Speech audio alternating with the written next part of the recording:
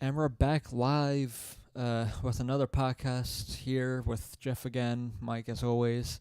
We got a lot to talk about. Obviously, Yes, in we this do. podcast, we're not nearly going to touch on everything. No. Most of it, or some of it's kind of off-season kind of things we can talk about, which will be on a later podcast. But for the main point, the conference finals start tonight. Yeah, we are down to the final four. Yep. And honestly, if you're looking, let me ask you this before we really dive into it. Does this, or I'll just, before you ask me, I'll ask you this. Is this like, before you started, before like the playoffs started, could you have imagined these 4 teams? That's exactly what I was going to ask you, yeah. Boston I could have just because I felt they could have possibly taken out San Jose. I had them actually going to the conference finals. Because I felt the San Jose Vegas series, similar to the Boston Toronto series, whoever wins that would go to at least the conference in finals. Like the second round or a conference final match. Yes, exactly. Because for San Jose, no offense to Colorado or their next opponent, St. Louis, their toughest opponent is and probably was the Vegas Golden Knights, who they took to 7 and got lucky because they got the penalty. The major, and they scored right away. Which they're here now, so. Yep. Yeah, so the Final Four is the St. Louis Blues in the West against the San Jose Sharks, the Boston Bruins against the Carolina Hurricanes, and that series starts tonight at 8 p.m. NBC SN. And, kind of like what we both agreed on, like at the, with what your question was and what my question was going to be. Honestly, the only out of these 4 teams, realistically, I can only see 2 of these teams actually being here. St. Louis, I thought was going to get blown out of the water by Winnipeg. I thought so too. Easily 5 or 6, but hey, you could say the same thing for Dallas too. Exactly, no Dallas, because Dallas was a goal away, and even Colorado was a goal away from taking it to overtime. Yes, exactly. And all these games, they're so close. And we were saying right before the podcast that.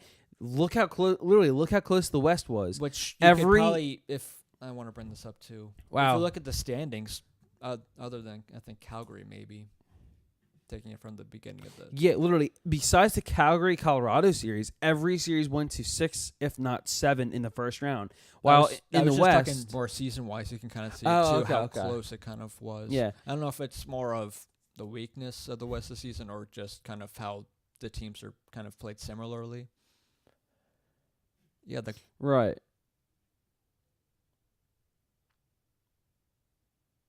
Yeah, if you look at the Central, look how close everyone was. Not by like now and to the end of the season, it was. Because Nashville had 100 points, followed by Winnipeg and St. Louis with 99, 93 for Dallas, 90 for Colorado. Then it dropped down by 6 points to 84 for Chicago, and then 83 for Minnesota. Right. So if you look at this going into next year, if your end team in the West is like, or in the Central at least, if they have another fluke season, you could take it. If you play well enough, like if St. Louis can, from January when they were doing well, if they can bring that to next season, they could possibly take the Central next year. Yeah. They could possibly take out the Sharks. I don't see it. We'll get to that when we do our predictions, obviously, but we'll get to that. Right. Carolina's obviously a surprise to most just because of how young the team is. They remind me of the Panthers when they made it to the conference finals. Similarly, kind of. What year was that? Sorry, the Rat year. Oh, okay. I thought you were talking about recently. I was thinking that the Rat year. Of in 96. Like playoffs, like seasons or whatever. In 96 when they went to the finals against the Avalanche. Yeah. Yes. Yeah, no, I agree. It took me a little bit. It's like, hold on. When was the last time they have made to the second round? There's something about this team that kind of reminds me of them. Yeah, no, and I agree with you. Of that team. For St. Louis. Yeah. Yeah. No, for Carolina. Carolina, I'm sorry. Yes, Carolina. Yeah, no, you're exactly right. Young team. They do have some veterans. And some veterans, obviously. Williams. Justin Williams. And what's his Jordan name? Stahl. They have Nino Niederreiter. Which is a very good trade. Yes. Bad trade for that trade Minnesota right away. Minnesota, I don't think got much out of it. Well, because it was just straight up Victor Rask for Nino Niederreiter, Yeah. one for one, straight up. And obviously, McElhaney That came in clutch for Mrazek extremely coming hurt, which then Mitch made a good point to me too. Who starts when Mrazek comes back?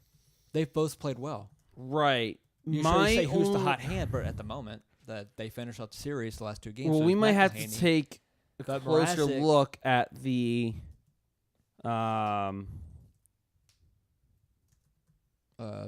Carolina Islanders series. We will, but I think most of those games were kind of Because like this is bugging me because I want to see like a closer in-depth look I got at, it. I got at it, least I got it. do you have a game by game like just the scores? Yeah. Because I know the first The game first one game was 1-0 in overtime. The second game was 2-1. 2-1. And then Carolina took over 5-2, 5-2. Okay. So it's interesting. It was game 2 that it was game 2 when Mrazek went down? got hurt. Yeah. Okay. Because I remember that was like one of the games I actually watched this series. Yes. And any of the playoffs is when Carolina came back. Yes, that's they right. were down 1-0 That's and right, then and at they the third period, they scored scored two 2 goals right away. Yes, that's right. But Mrazek got hurt. Mrazek got hurt in the second, I believe. Somewhere around there with lower body injury. Mhm. But if you're going off that, it's just Mrazek let up 1 goal I know. in their 2 games. Yeah. 4-4. Not But that that's anything to say. I know. I agree. It's tough because, McElhaney, he did great as well. For like, a 35-year-old? Yeah. Because he came into game 2 and he was absolutely He had to be on clutch. his head. Pretty He did. much. He was. And then the only thing that really speaks out to me, and I don't that know, was I said it from when the playoffs started and everything. Goalies being like a pivotal, being hot at the right time and everything. This was the biggest question mark for me. This Both was Mrazek and McElhaney. And McElhaney.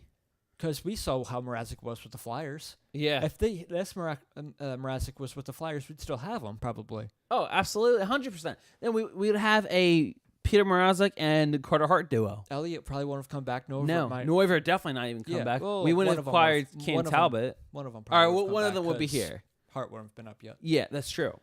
Obviously it's easy saying hindsight, but what are you gonna do? But my biggest thing now is it's just really interesting to see the fact that Carolina only scored 3 goals in the first 2 games. And They then- only let up 1, but then after that, they got 10 goals in 2 games. 10. Oh yeah, in the last game. 10 is clearly the secret word of the day. Yeah. There you go. There That it was is. for clarity. Yes.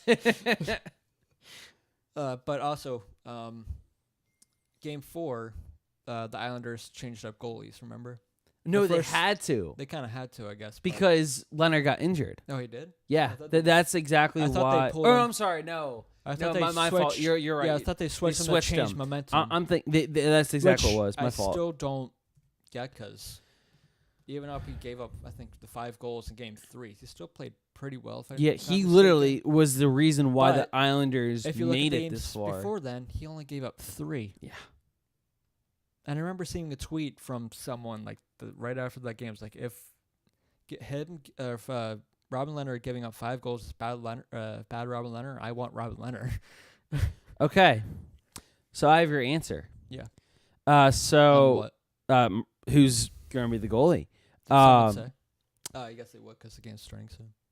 Wow, that's a good point. So someone, some French hockey reporter I follow, and thank God for Google Translate because I would not. I just saw Peter Mrazek something. It says Peter Mrazek will be warming up, and if he feels good, he'll be the starting goalie tonight. Okay. So there's your answer.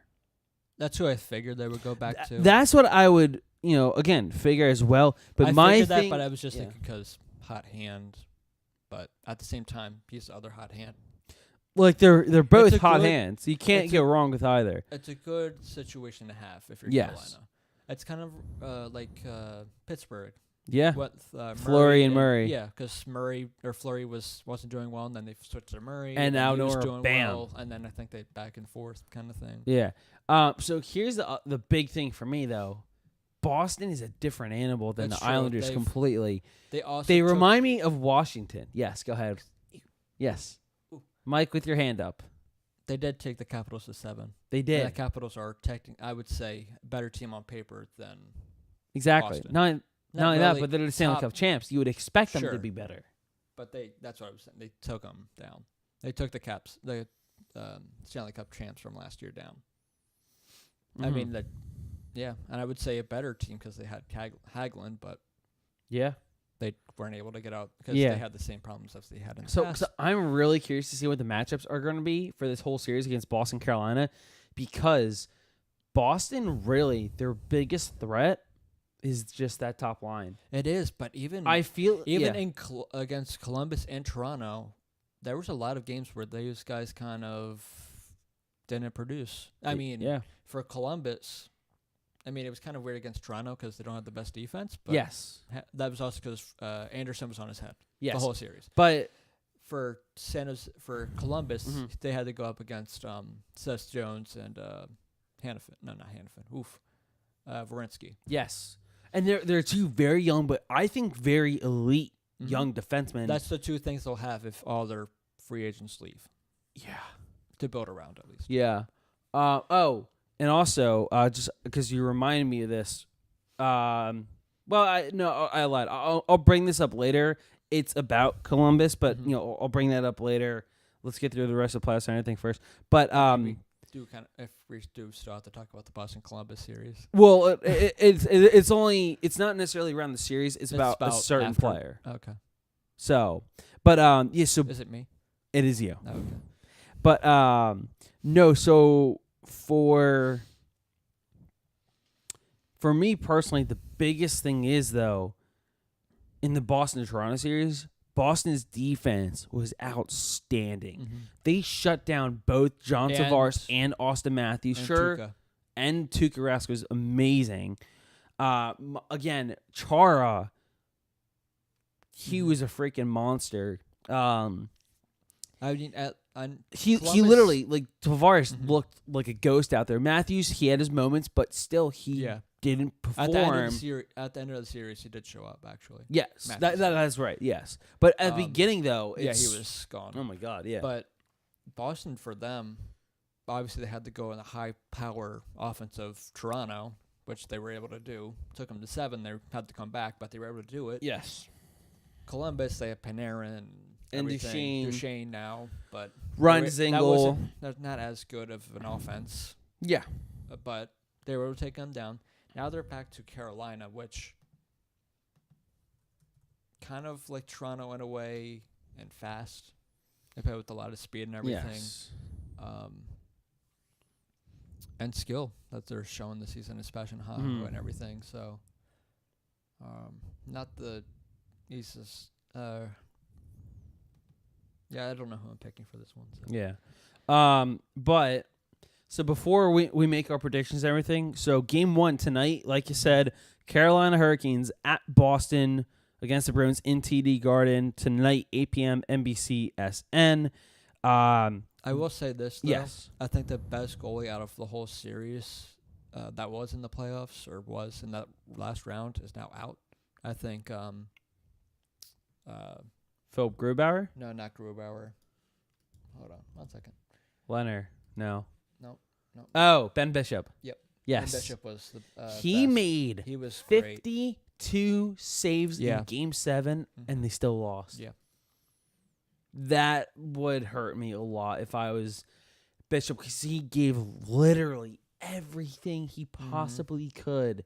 They were 1 goal away, They were. and yet St. Louis's Pat Maroon Pats for scored the Patrick. game-winning goal. St. Louis native, and that must have felt amazing. And I don't know if you saw it, but I They was tempted to text you a gif of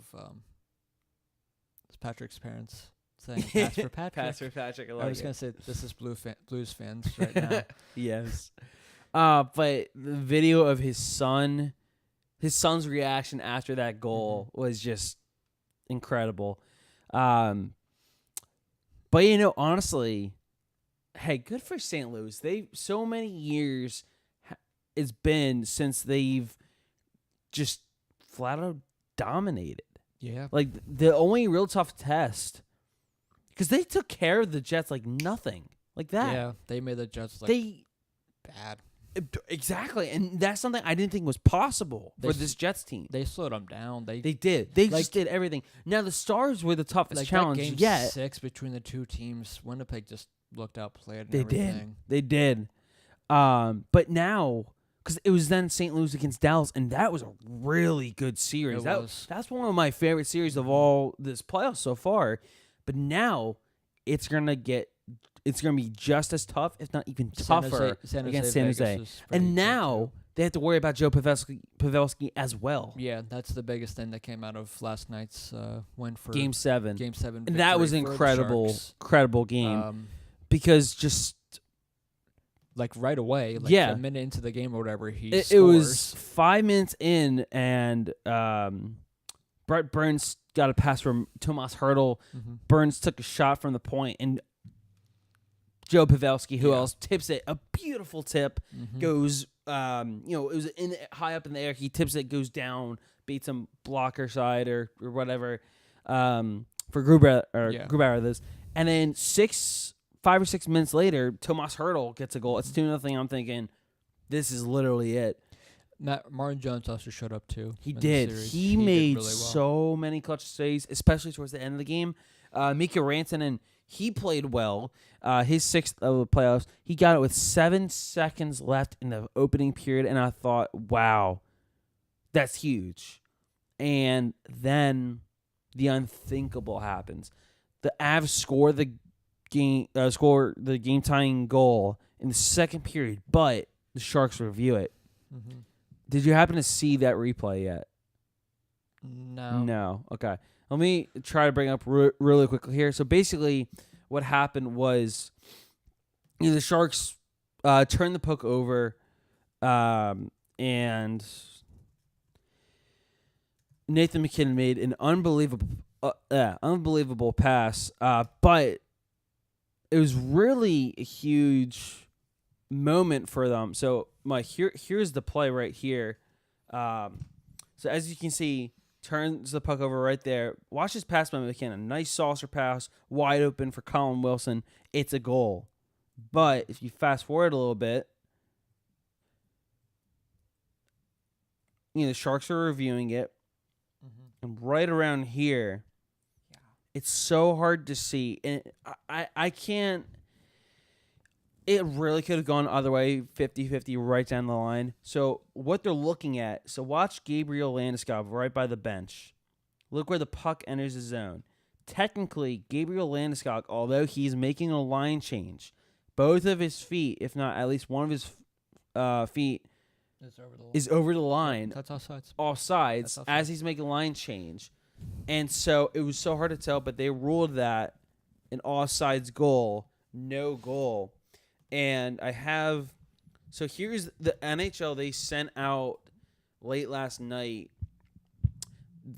an email explaining from the situation to the situation room, explaining the play. So at 7:49 of the second period in the Avalanche Sharks game, San Jose requested a coach's challenge to review whether Colorado was offside prior to Colin Wilson's goal. After reviewing all available replays and consulting with the linesman, the Situation Room determined that Gabriel Landeskog did not legally tag up at the blue line prior to the puck entering the offensive zone. The decision was made in accordance to Rule 83.3. All players of the offending team clear the zone at the same instant, skate contact with the blue line, permitting the attacking players to re-enter the attacking zone. Therefore, the original call is overturned. No goal, Colorado Avalanche. Someone made a good point, though. This is a vague response. The NHL is saying that Landeskog never touched the blue line, but won't show us the evidence that made them come to that conclusion. That's because no one can see the camera. It's such a tough angle and everything. Again, like I said, it could have gone either way.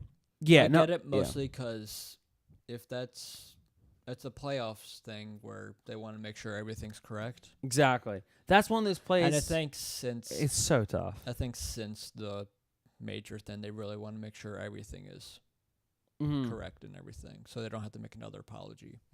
Yes. Yeah. Great. So, but yeah, so that was a huge play there. And then the real killer was 5 minutes later. Jonas Donskoy, first of the playoffs, almost reminiscent to his Game 3 overtime winner against the Pittsburgh Penguins in the 2016 Stanley Cup Finals, goes behind the net, wraps around, twists, turn, fires, and goes in on a wrist shot. Same goal, almost 3-1 Avalanche lead. Sorry, Sharks lead. And then you're thinking, okay, down by 2. The Avalanche have to get something going. 51 seconds into the game, Tyson Jost gets a goal, but the Avalanche could not capitalize from there on out. So Martin Jones, the winning goaltender, 27 saves on 29 shots. He was outstanding. So it really is a shame. I do feel bad for Gabriel Landeskog, but at the same time, you got to be aware of your surroundings. You got to be aware of the situation. You have to make a quick line change. If you see the door's not open, just literally hop over the boards because you don't know where the puck is. He took a good time to get off the bench. I don't know why. I don't know why that is. So, yeah, no, I do feel bad, but at the same time, it's you got to be aware of your surroundings. That's all I kind of have to say about that part. But, so yeah, they will be facing St. Louis, and that that will start Saturday, May 11th, 8 p.m. in San Jose. So you're saying tomorrow's going to be the first day in a while without hockey? Yeah. It's a sad, sad day. Yes, it is.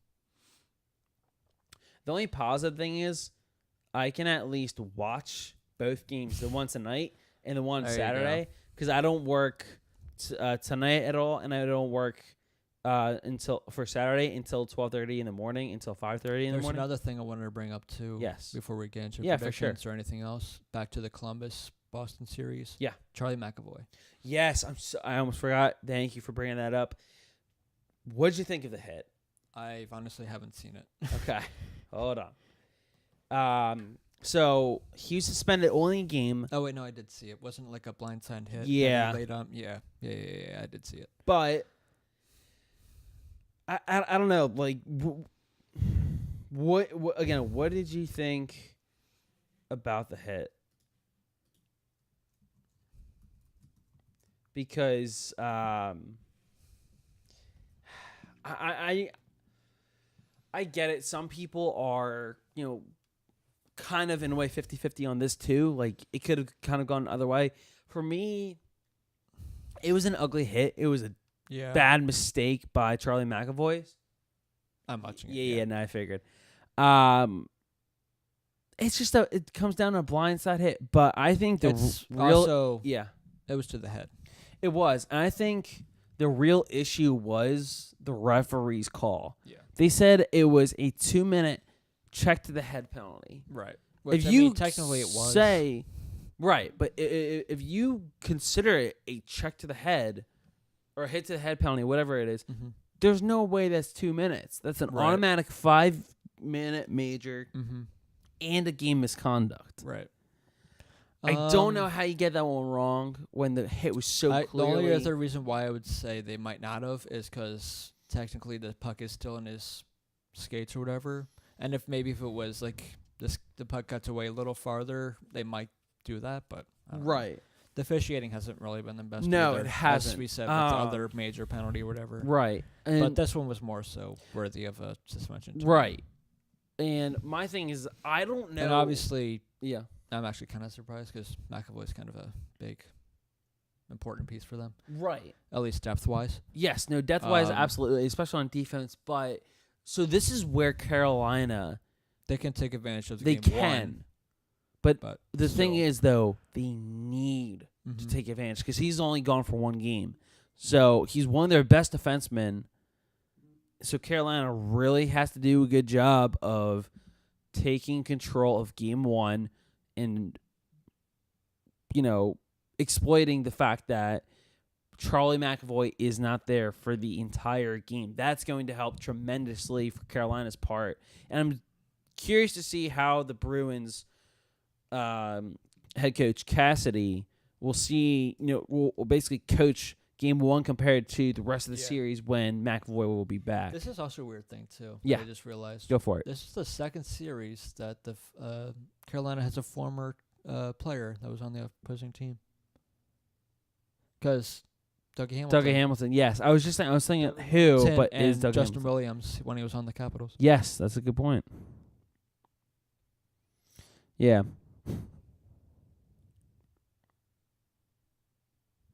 It's a real good point. But yeah, no, I'm really excited about this matchup. So I'll put it this way. So because we never technically made our predictions. Not yet, at least. Not yet, but we can wait a little bit longer. Do you have any more thoughts on this series itself, Boston, Carolina? Because I want to hear more what you had to say. For me, I think it's whoever's goalie is shakier. Because both goaltenders in both teams have played well. Have done really well. For Carolina, McElhaney has actually done well for them too. So if Mrazek doesn't play well and they switch, that's fine. And even I know he hasn't gotten in any play, but even if they have to switch up for Halak to Halak, yes, Boston has a solid backup too. They do, yeah. I'm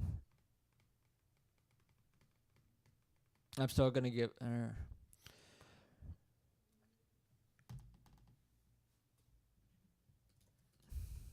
Yeah, no, it does help getting Svechnikov back. It does for the Hurricanes, and they're doing this a lot with injuries too.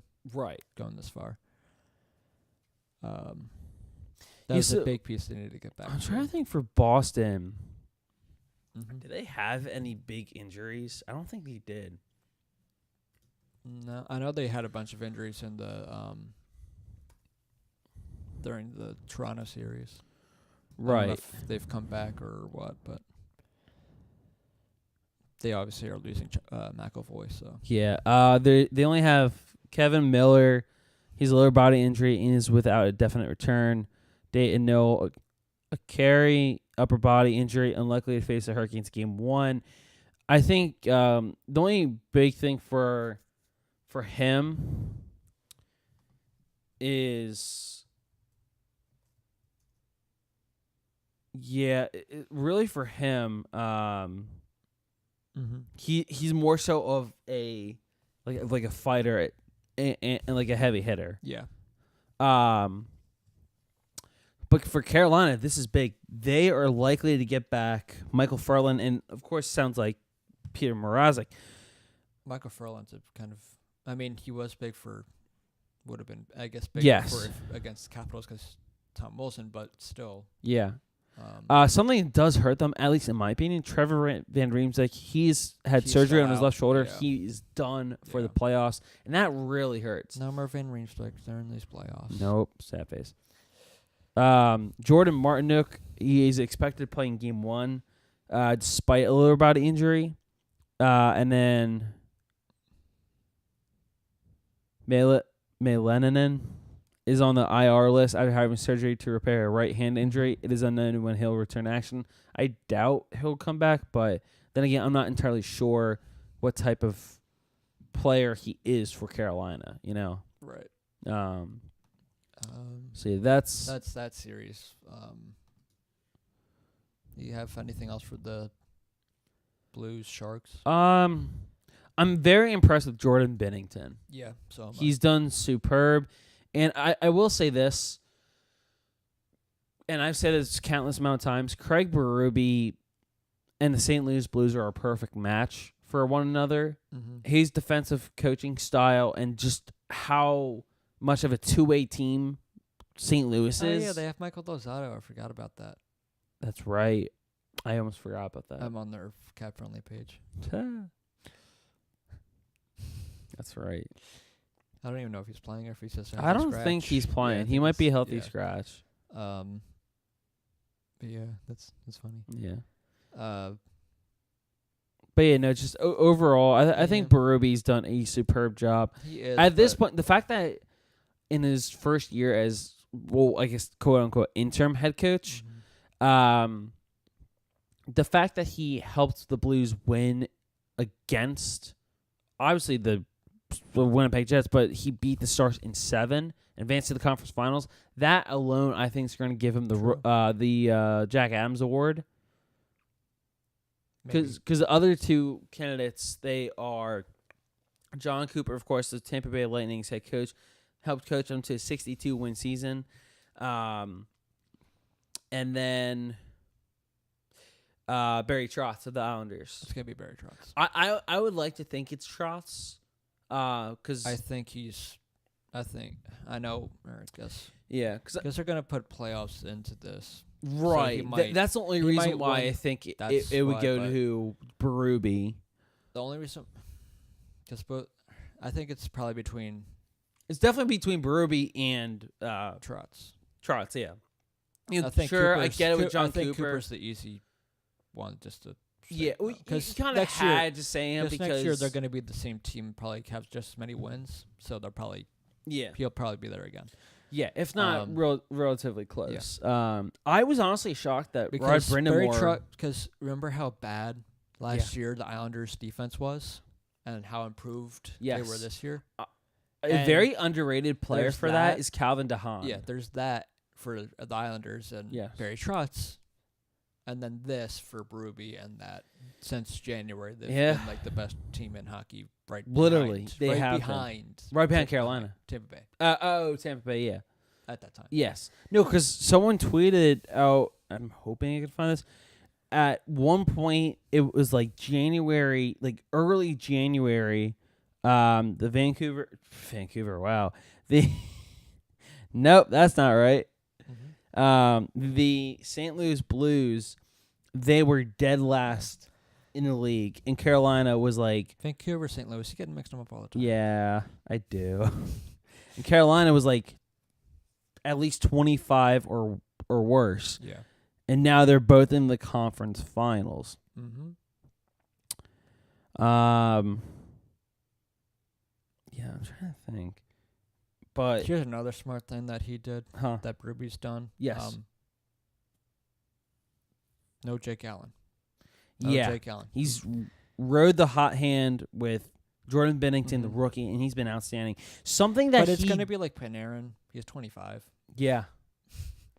Yeah, I know. This is like his first year doing well, but hats off to him. He's doing well. Yeah.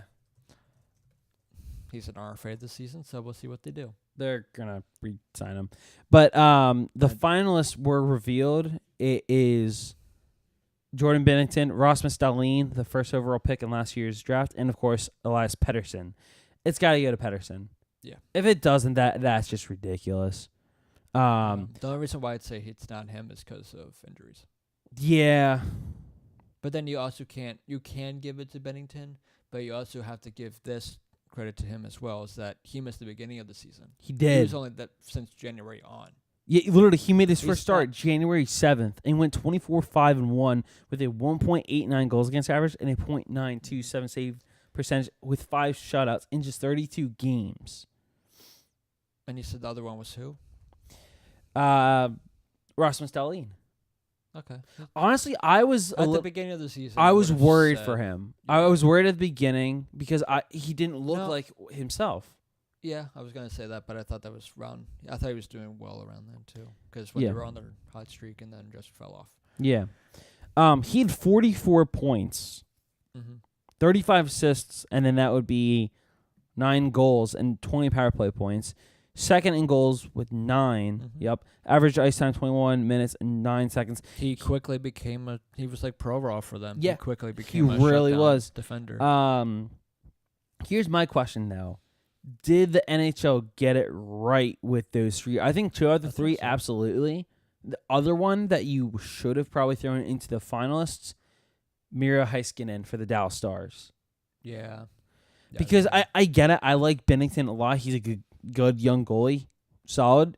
Sure, he does deserve some consideration. But at the same time, I feel like every year there's one person in like a category or two where like this, I would probably put this person here instead of the 3 you have. I'm obviously talking about Giroux. Yes. And of course for Pettersson, 66 points in his first NHL season. 28 goals, 30 assists. He almost had 30 goals in his first season. It's unreal. Yeah. So that's that there. Yeah. But I guess now is the best time than ever, Jeffrey. Yes. Prediction time. Predictions. I'm Alright. going to start out west. Obviously, I think at the moment the Blues probably had the better goaltending in Bennington, but I think Pavelski coming back That is a major factor, I think. could possibly Put San Jose over the edge. Yeah. I think agree with I that think one. 5 or 6. Really? six 5 or 6? for San Jose. Yeah. Wow. I'm saying at least 6 or 7. Yeah. This is a strong team of St. Louis. Mm-hmm. They had a very tough series with Colorado, but the fact that St. Louis won 7, I think on paper that helps on a paper. lot. This is, I think, obviously the second best team they have to play, but Yes. this is a much better team to me. Than Dallas. Dallas. Oh, hands down, 100%. They're more of a threat. Mhm. Not saying that Dallas isn't a threat, but look at all they have. Just Ben Bishop, Jamie Benn, They also have a Tyler lot of- Seguin, Alexander Radulov, Mira Heiskanen. Mhm. That's kind of it, Yeah, that's almost. kind of it. John Klinberg as Mhm. well. But other than that, look at Nothing San really Jose's team. else. Look, they had Jonas Donskoy on the They have fourth Martin- line. they still have That's Martin- depth. They still have Martin Hansel, and I forgot about that. He's on their IR. Oh my I God, you're forgot they right. have him. Wow. When did they get him? Whenever he left Minnesota. I thought he was on Arizona. Did he go to Minnesota? Yeah. Oh my I think God. He went to Arizona. I think It's he so tr- hard to keep track of I think Hansel. he was traded to. He's been traded too many times, and he's gone to too many teams. Kind of like David Perron coming back to St. Louis 3 freaking times. You sound a little salty about that one, Jeffrey. No, not necessarily. It just cracks me up how Perron literally has left and gone back 3 different times to, yeah. Okay. This is his second year. Wow. He was traded. This is what happened. It was his last year in Arizona, and it was one of those trades with Minnesota. Then in offseason, he signed with Dallas. This Okay. season, he was hurt. Last year, he only put up 10 points, though, in 38 games. Okay.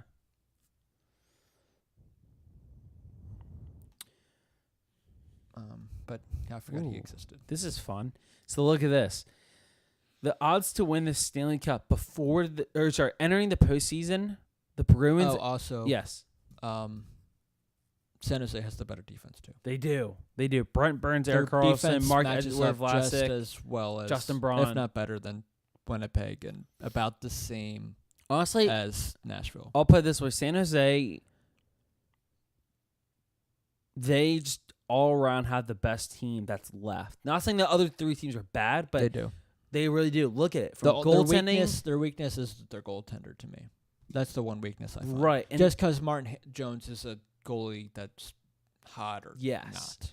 but at the same time, it's he that's not even like that bad of a thing, No, you know. no, like, no. But still, it's That's just where you're at. yeah. No, I get what you're saying. Because Um, you remember when they played the Penguins. He yeah. Kind of, meh.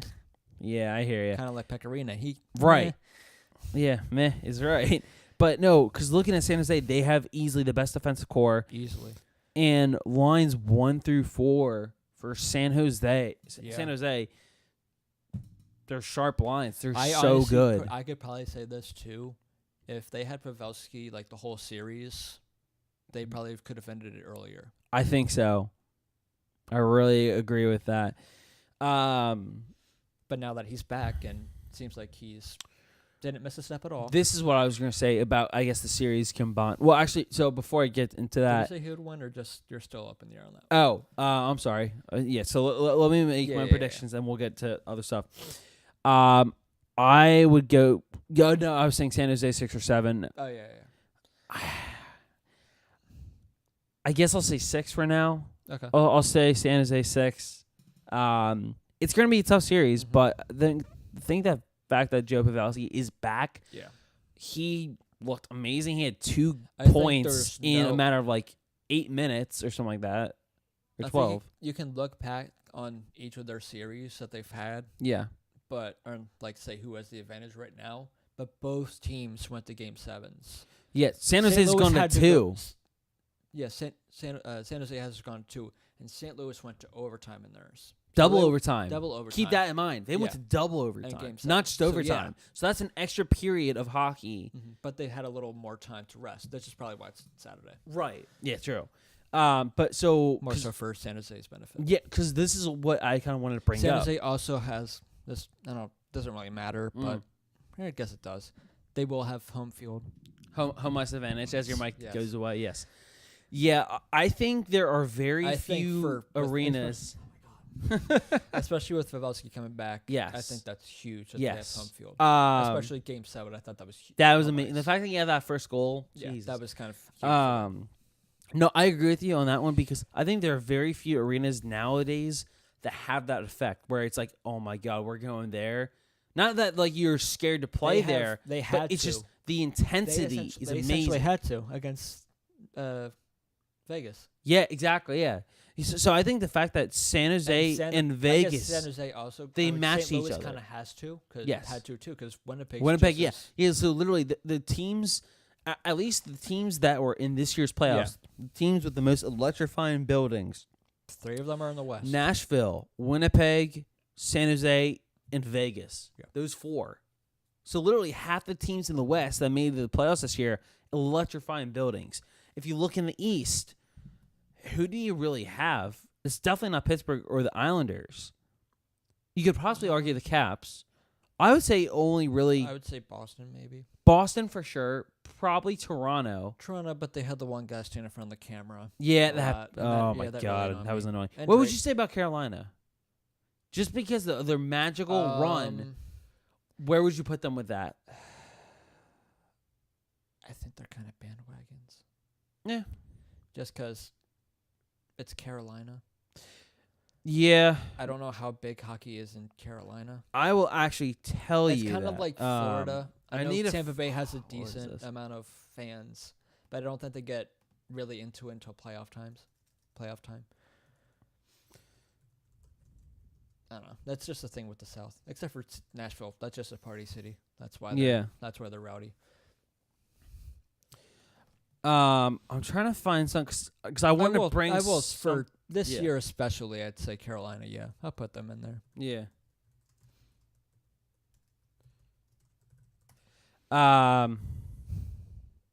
I say I would put. I know they're not in it, but Yeah. we're obviously Flyers fans. But I'll put the Flyers in there. When the Flyers are at their best, that When voting they're at their does. best, that is a playoff atmosphere building. And they're what the moves they make, which we will get to, and Yes. obviously go through later on in other podcasts. They're definitely this. It seems that they want to badly go back to a dominant Yes, I team. agree. But before that, we have one more prediction to make, Jeffrey. We do. Carolina, Boston. Who do you This got? one- How many games? Boston in 6. I think it's like how they won in against Against Columbus. Yeah, I think they split in Boston. I think it's going to be a close one. I think it helps. This is the tough series. The thing that Dougie Hamilton has to step up and be able to shut down that line, and put up offensively. He's been great at that as well. Again, I know they've played great, but Mrazek and McElhaney are the question marks for me still. I know. Because it's one of those things where, like, out of all the goalies left, the one that I think, or the two that I think will probably not, who are most likely not to keep it going, yet at least, is Mrazek and Binnington. Binnington, just because he's young, doesn't really have the experience to go this far. And Mrazek, just because we kind of seen him at his worst. And Yeah. you can't always be at your best. Right. It's very rare to have a flurry It is. for the whole playoffs. Yes.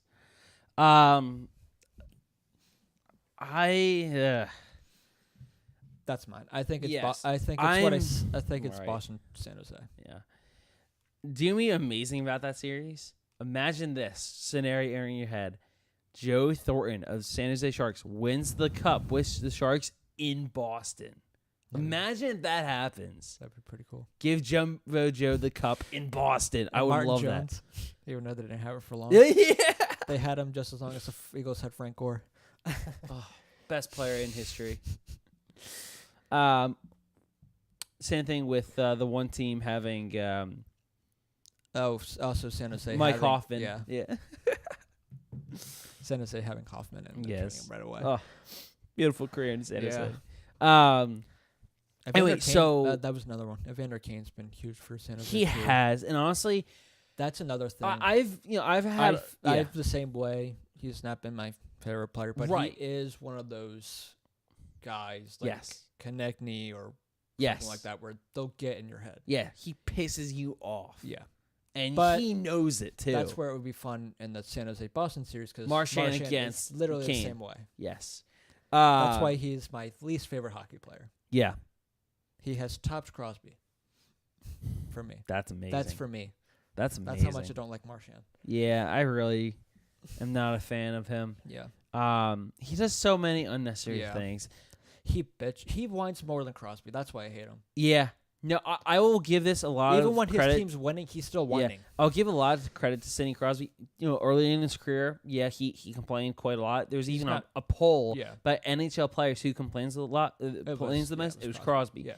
Nowadays, sure, he'll complain and everything. I feel like that might have gotten to him a little bit, so he kind of changed his... Right, and that kind of speaks about him a lot. I also think for him, as he's kind of matured as like a captain or whatever, he's felt like as the leader, it might not be the best to keep pitching.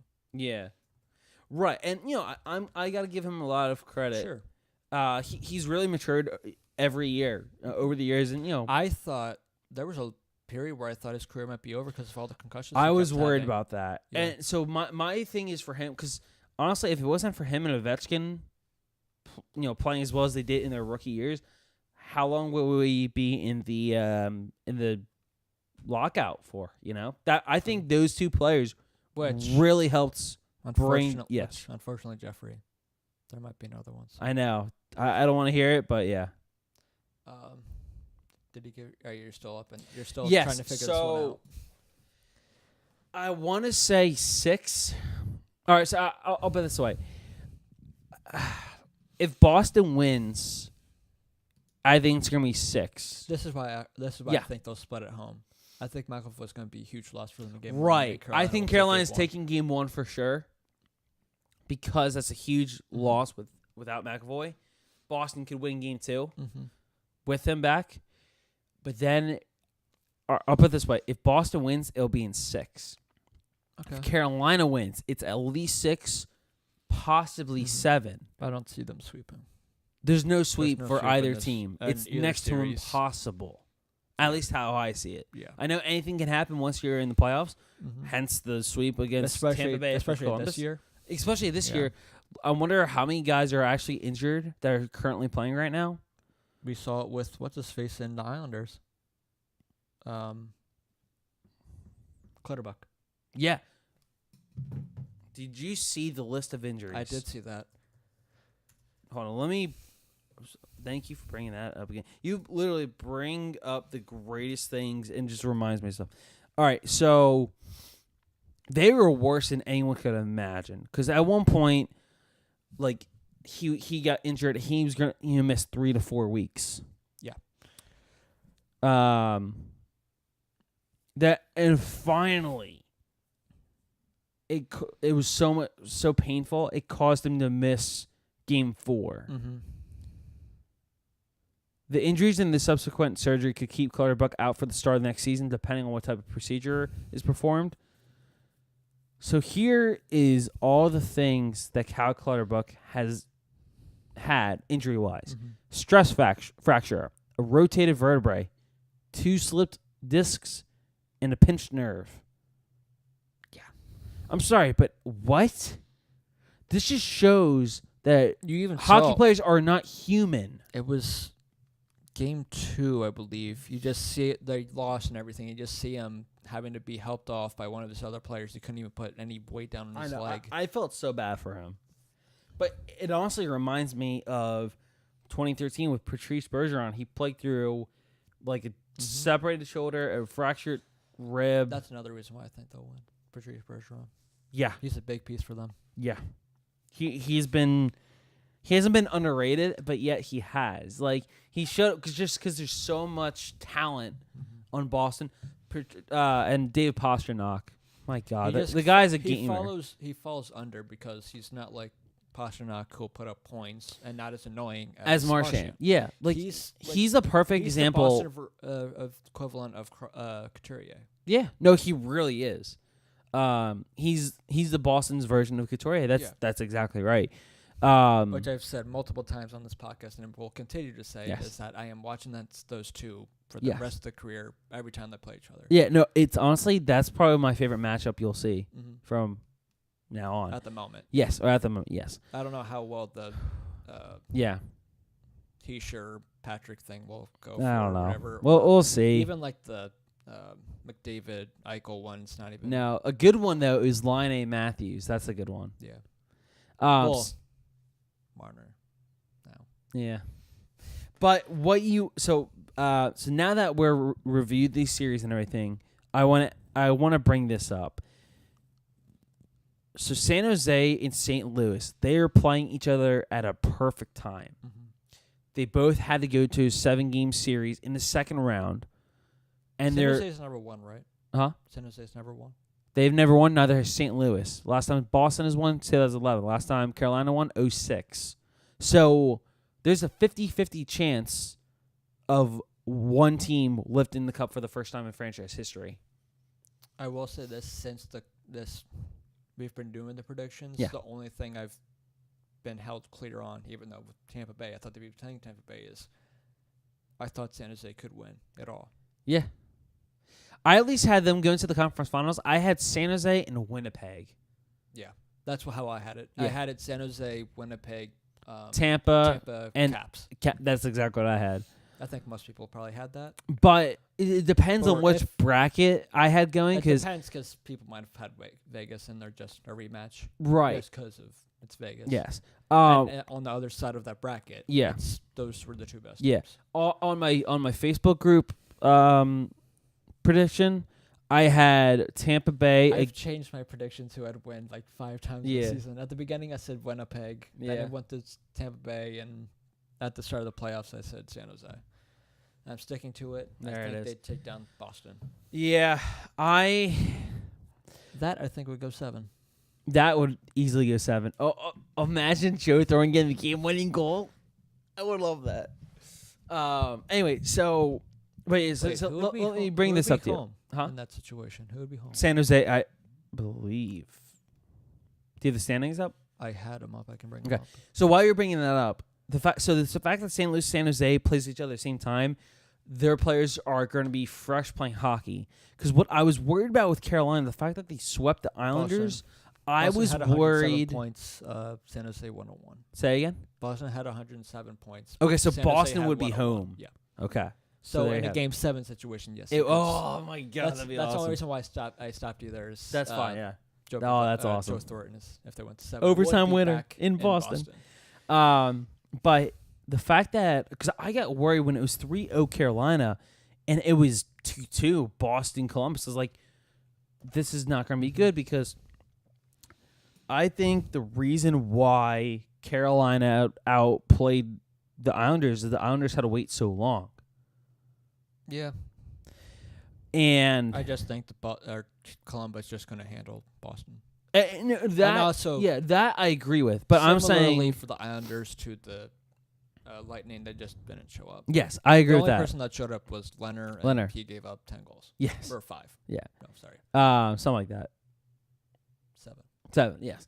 6 or 7. But I got worried that Carolina would have to wait too long. But the fact that it did end in 6 and not 7, that makes me feel a little better. Not much, but only a little bit. So I think, because Carolina, I don't know. I do have a good feeling about them. That's why I am officially picking them over Boston in 6 or 7 or somewhere around there. Honestly, it could go either way. But for Boston, a big advantage that they could have really is time. Yeah. Because that's what I got worried about with teams that swept. That's why I But got at the worried same about Columbus time- and the Islanders. They both swept so early, and then their both opponents went to 7. That is the case, but Carolina didn't finish their season not too long ago, though. Right. They don't have to wait as long as those Right. two teams. So that's why also I think at it's the same time I only- feel a little bit better as well. A week, maybe? Yeah. No. I know the Islanders and Columbus both had to play didn't play in 9 or 10 A days. little less than a week, I think it is. Yeah, it was definitely a little less than a week. Because it was last Friday, I believe. Yeah. Yeah, because I was at my sister's wedding, Nice. and I was just looking at things, I was like, wow, Carolina's going to sweep. Yep.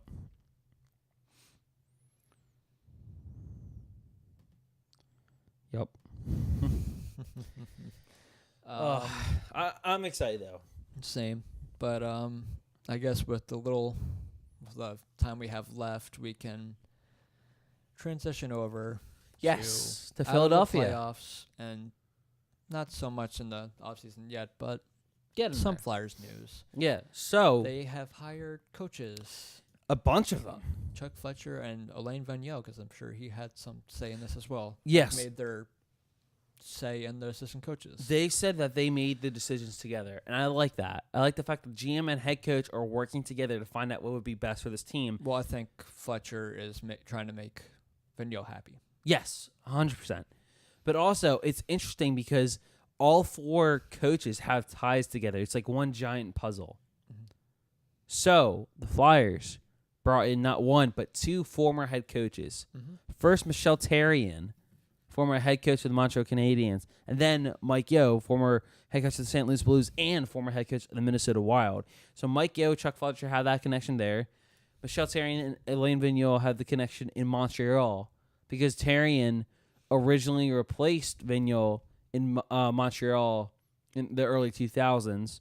Then Therrien went to Pittsburgh for a couple years, 08, and then rejoined the Habs, and I want to say 2012, maybe 2013. It was there until 2017. Mike Yeo was there in Minnesota for quite a bit, then went to St. Louis, and then got the can earlier in the season. I think head coaching wise, if you're looking at it that way, you're like, I would not be Not excited. the greatest hires, but as assistants, I think, who knows? yes, I think the fact that they're going to be assistants, that's going to help. Because they're They hope it's like that turns out well, because Terry is doing power plays and forwards, Yo's defense and PK, and Lappy, who is back, is he's getting shipped up to the press box, and he'll do pre-scouting. yes. Oh, prep and skating. Yeah. More so what that is.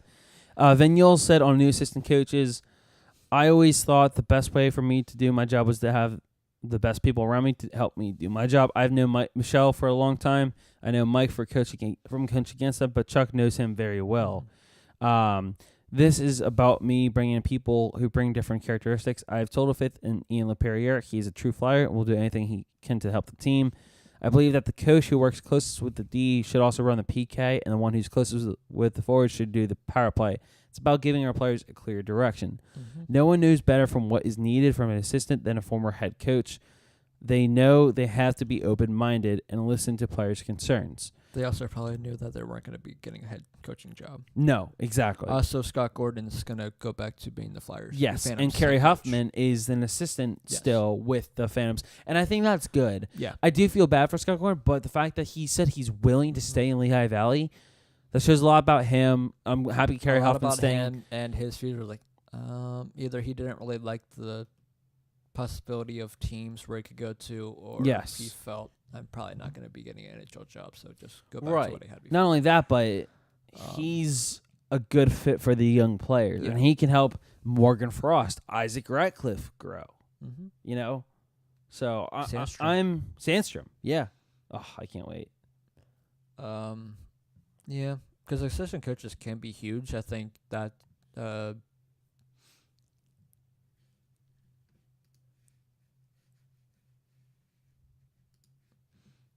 I think for some, like they're like even if you look at like Rick Tocchet when he was in Pittsburgh, I think he was a huge factor in them and their back-to-back Stanley Cups. Yeah. Which is why he was able to get the head coaching job in Arizona. Yes. But that just shows you that if you're a head or assistant coach, you could still have just as much say. And I think another thing that's great is that you don't have LaPerriere doing power play PK anymore. Yes. I mean, we'll have to wait and see how both do, because both special teams, again, weren't great last season. No. The power play especially fell to worse than the year before. It will be interesting to see what they do with that, the talent that they still have on that power play. Yes. We'll see what moves they make this offseason, but that's kind of that for now. So this is why I said at the beginning of the or a little earlier is that the Flyers seem to the moves that they're making and are said to that they want to do and make it seem like they really do want to kind of compete now, which I'm sure most people in Philadelphia are ready for that. They're ready to be back in the playoffs and not get eliminated in the first round. Yeah, absolutely. Because at the moment, this team, while you could argue they could be a playoff team that they have right now, it's still not one that I think would make a deep playoff run. Right. But I think if you add a couple things here and there, I think that'd be great for you. Yeah. I still think they were probably trading their first round pick. I don't know what they're gonna do. I think that's still gonna be still to come, and we'll obviously talk about more of that for I think our off season. That oh, there goes your mic. Yep. One, I guess, like to put one of my more final predictions would be the Flyers, depending on where they can get him. I think now they'll have to trade up, meaning, just go within the top 10. Obviously, it hurts that they don't have the 10th overall pick. If they had that, it would be easier. But I think they'll, depending on where he'll fall, I think they know their guy in Cole Caulfield. Yeah. He's a young, small forward, but he will be a very powerful top 6 player to come. He can put up goals. He can put up points. I think he broke Alexander Ovechkin's record. Yep, you did. For a goal. Or no, wait, shoot, was that Jack Hughes or was that Caulfield? It was Caulfield. It was Caulfield. Okay, I thought it was Hughes for a second. They still lost to Russia. Yes. But anyway, he broke the record for most goals in, what was it, in juniors for the tournament or something like that? That's it. In World Junior or something like that. But either way, though. And I think he tied Kessel or something. Yeah. Or might have broken Kessel's I record. think he broke Kessel's record, but I wouldn't be surprised. But anyway, so I think, unfortunately, because of how well Caulfield has done, they are going to have to trade within the top 10. Maybe even at least the top 8. Teams really still don't like going after young players. I still don't get it. Small players? Yeah. Yeah, I agree. So that's the only advantage I think they have. So I think if they're able to give up their first round pick, 11th overall. Yeah, I get saying young players probably, because right. at a bigger game or whatever. But believe it or not, the younger players, the smaller players seem to be, at the moment, the best players. They really players. are. Johnny Gaudreau, Alex DeBrincat, Tyler Johnson, Travis Konechny, St. Louis, Marty St. Louis. Go back. Yeah, exactly. Yeah, he's Danny the biggest. Briere. I would say he's probably the biggest small person he really to is. ever. Danny Briere was a force. Yeah. Giroux, if you want to put him in there. Yeah, you can. He's not the biggest, but for center, he's small. Yes. Yeah, exactly. Trying to think who else, but you guys get what we're saying. But I think, unfortunately, they will have to trade within the top 10 to get Caulfield if they want him. I think he's even Morgan Frost. I just can't wait for him. Oh my God, I am ecstatic for Morgan Frost. His future in Philly. I think, honestly, I'll put it this way: regardless of how obviously it'll help how he does during the preseason and training camp. But I think the biggest factor, if he makes his team or not, is what the Flyers do in free agency. Because I think they'll bump Nolan Patrick down to 3 and look for a number 2 center. They could trade for a number 2 center. They could sign one in free agency. Mm-hmm. I don't know, but I think that's the biggest factor for Morgan Frost. I already have my thinking of it. I've already said it a couple times on here, but I was going to save that for absolutely. When we're talking off. Yeah, when we're talking once the Stanley Cup Finals are over officially and the season is officially over, we'll get straight into off season because there's a lot. I'm so excited. A lot that's could go down this off season. I can't wait. All right. 2 possible block transfer trades and everything. Yeah, but I'm so excited. Until then, we'll catch you on the next podcast.